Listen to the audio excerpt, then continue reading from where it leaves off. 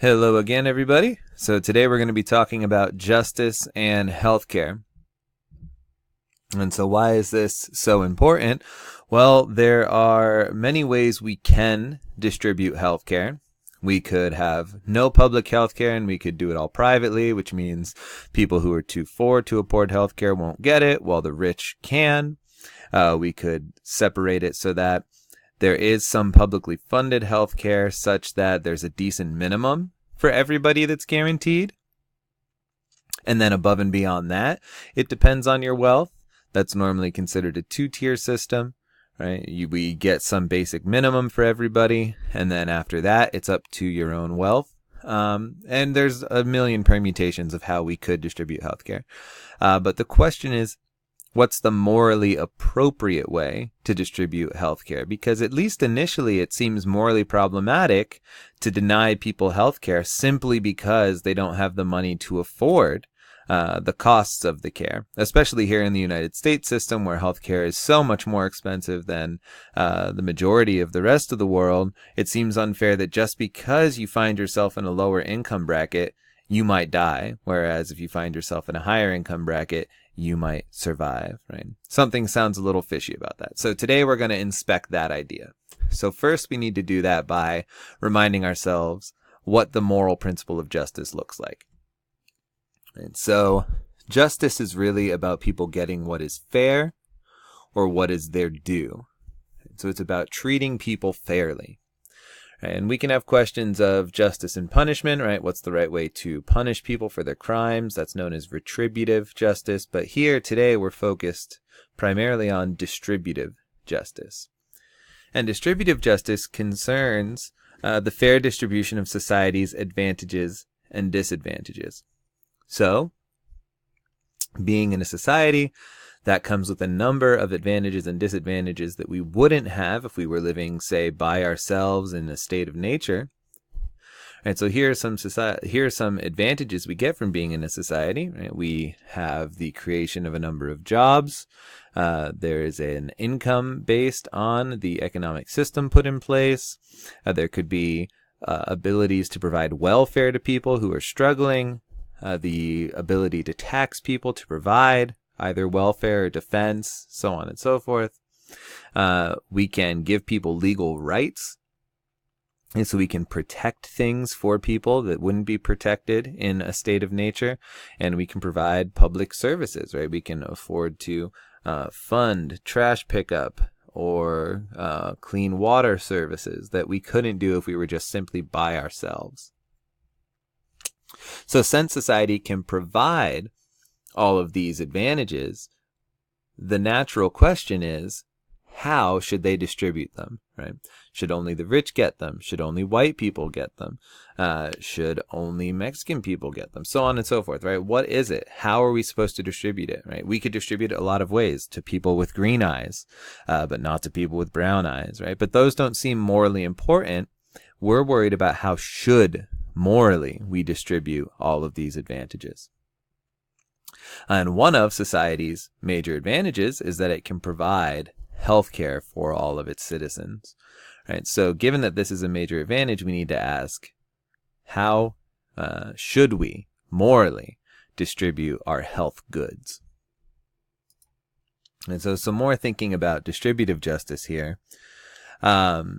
There's some particular questions we need to ask when it comes to the distribution of healthcare.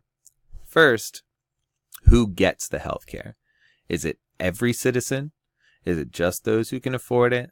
Those of the supreme race? Whatever that ends up being, so on and so forth, right? We can divide it up among different groupings of people, or we could give it to everybody. We need to determine who's going to get it. Once we determine who's going to get it, we should ask, what type of healthcare are they going to get, or how much healthcare should they get? Right? Are these people entitled to every life-saving treatment, no matter the cost? Are they only required or entitled to receive routine treatments or preventative treatments such that we maintain our normal functioning, but it's not going to get you anything you need to survive? And then finally, we need to ask, well, who should pay for it? Right? Is the individual responsible for paying for their own health care? Can everyone be required to pay for it through a system of taxation, right? We can tax everybody a little bit and provide health care for whatever group we decide is entitled to health care. Or should taxation just be obligatory from those who can afford it, right? Should we just impose a tax on the extremely wealthy but not on anybody else in order to pay for that health care? Or should the tax be applied to everybody, even if it is in a ratio way or progressive way? Okay, so those are all the questions we need to be able to answer with our theory of justice.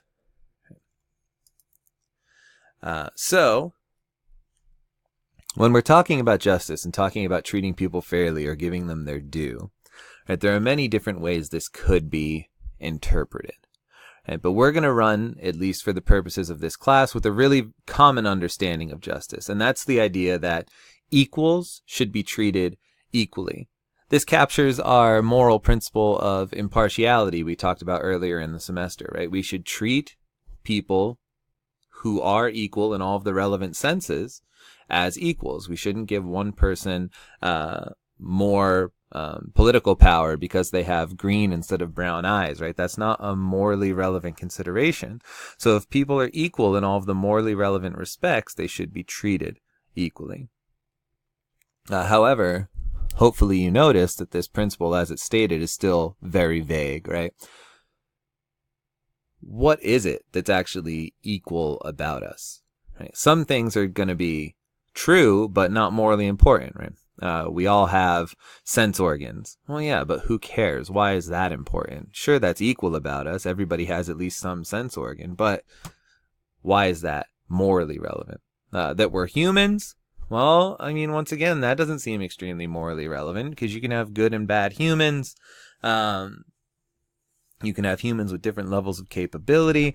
And why is it morally important just to be a human? Why couldn't it be the case that an alien race who was mentally on par or advanced compared to us shouldn't also be treated as equals? So then we come to some other sort of more realistic suggestions here. And that's that we have rationality, so that follows the sort of Kantian deontological view that we've been discussing all semester, right? We're equals, and we should be treated equally because we all have this fundamentally important thing called rationality. Or you might take the utilitarian view and say, well, look, we're all equal because we all have the ability to feel pleasure and pain and thus produce utility. And that's morally important, right? So the important thing here is whenever you determine what it is that's actually equal about us, it's got to be morally important. Okay, and then once you determine what it is that makes us all equal, there's still a very important question. What does it take to treat us equally? Right? Okay, well, we all have rationality. What does it take to treat us equally? Okay, we'll just give everybody $5. They've been treated equally now. No, that's not what we mean, right? When we are asking how do we treat people equally, we're saying how do we treat beings with the power of rationality as equal to one another? It's not just to give them $5, right? We have to protect, one way at least would be to protect their rationality in the same way, to help everybody develop their rationality in the same way. If you thought we were all equal because we can feel pleasure and pain, you could take the utilitarian route and say, well, we treat everybody equally by being impartial in our utility calculations, right? We don't let my brother or sister count for more in the utility calculations because that wouldn't treat everybody else as an equal. You could also say maybe we give everybody the same sets of rights and that treats them equally. And that would be a very common way of going about this, but then you have to ask yourself, okay, which rights do they get? And people disagree wildly about which rights people have or which rights it takes to treat people equally. And we'll see that today. The libertarian and the egalitarian both want to give every individual the same set of rights, but the rights differ in a very extreme way, right? So much so that a libertarian can say there's no right to health care, and an egalitarian is going to say there's a guaranteed right to health care. Right? So they both take themselves to be treating individuals as equals. And in the next video, we'll look particularly at how libertarians claim to be doing this. Thank you.